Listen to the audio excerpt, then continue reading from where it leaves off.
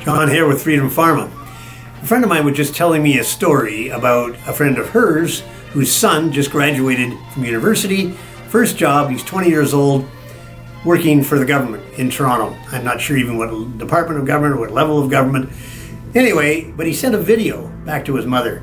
And the video was basically, and he sort of panned the whole office that he was in, and it's a bunch of cubicle desks with, I didn't see any other people there, but basically what the son was saying is that now he understands why Canada's so messed up productively, is that nobody does anything. And maybe it was just a bad day. He just started. It's summer. Maybe everybody's on holidays. I don't know. Play it easy. It's okay.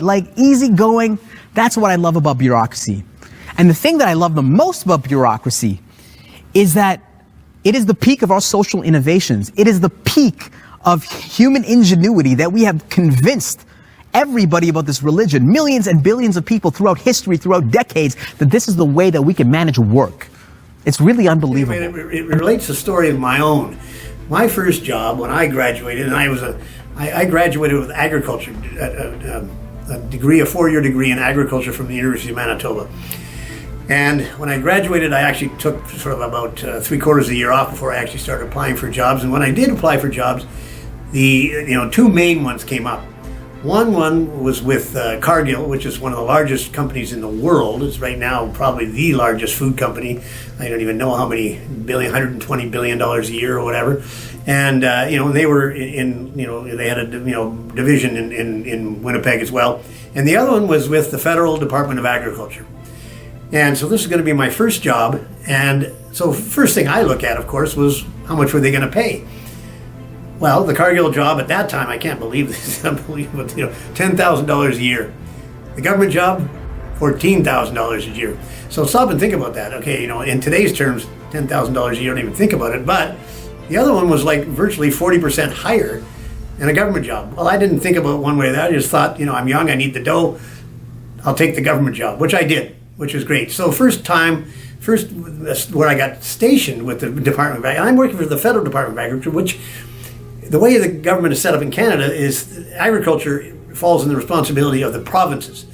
But for whatever reason, the feds decide they have to have the Department of Agriculture as well. Anyway, and so I'm working for them. And I get stationed in Edmonton, Alberta. Great. So I go out there and I work for about, I guess the whole summer, whatever summer that was, probably 1974. Or I guess that's what, the summer of 74. I spent the summer in Edmonton.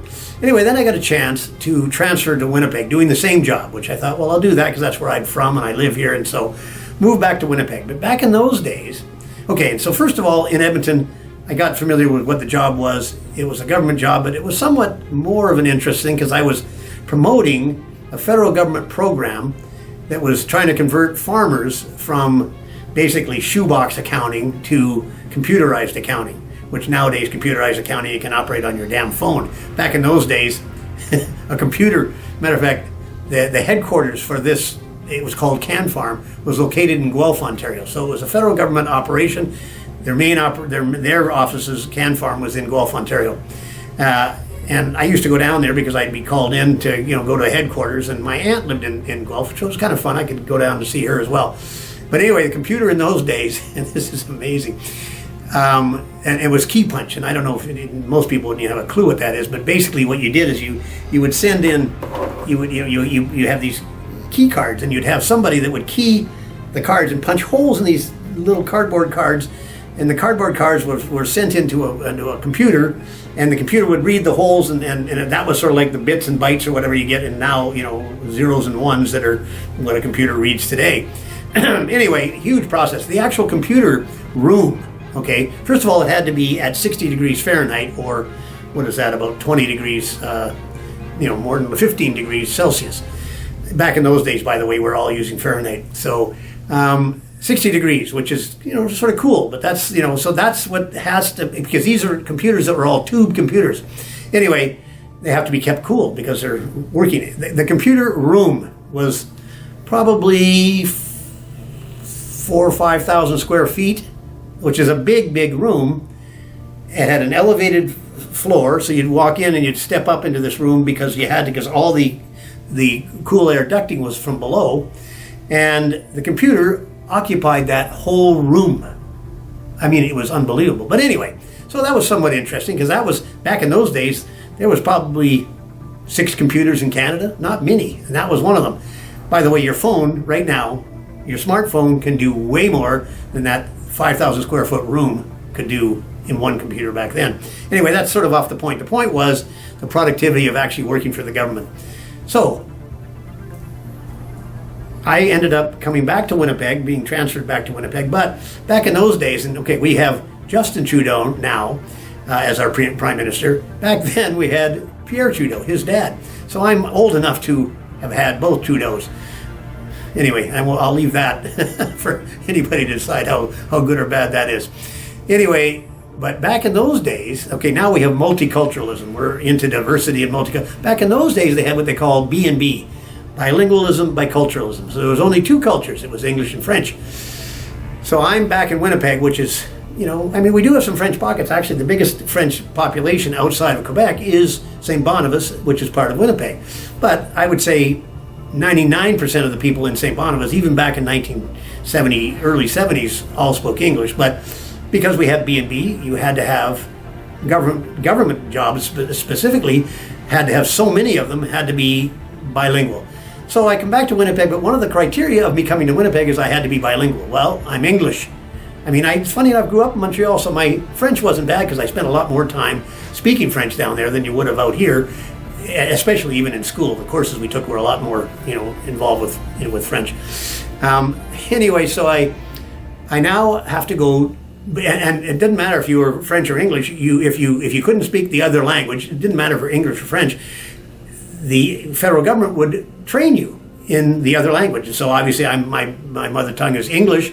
They'll put me in French classes. So I'm supposed to go to French classes for a year.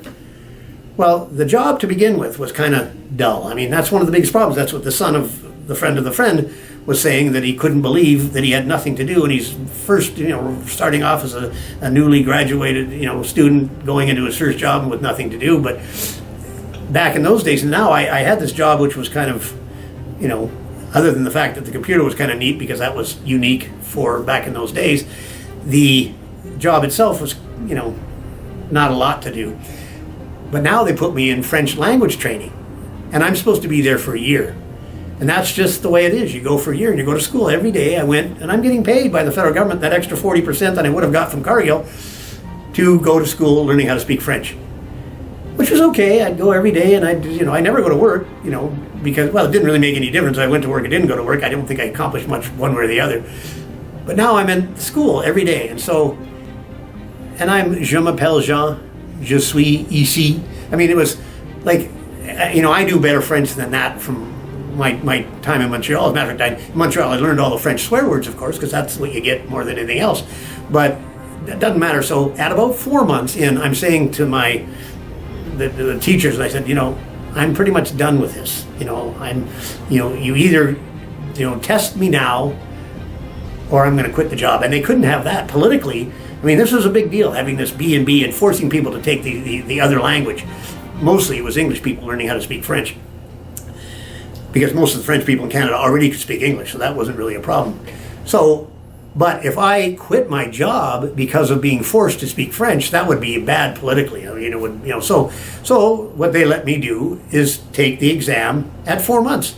And so I took the exam and I passed, and that was the end of it. I went back to my job for probably another 3 or 4 months because I couldn't do that job. It was just not productive enough, and that's really the problem. But anyway, I can relate to this young guy who's just starting off and in a job that, he wants to do things and be productive in his life. But, no offense. I mean, yes, government jobs are good for some people, but for the most part, they don't add to productivity for our country. As a matter of fact, it's interesting that of late, the productivity in Canada, and what productivity basically is how much product do we produce per hour of work. And in Canada, that's been going down. And generally, you think about it, automation makes, productivity go up, typically. Well, but for hours of work, it's actually going down right now. And that's because we've got a lot of people doing jobs that don't produce anything. And I guess this young guy is in one of those jobs all of a sudden. And in closing, in Winnipeg, we're probably coming into the first hot weekend of the whole spring, and now we're into summer.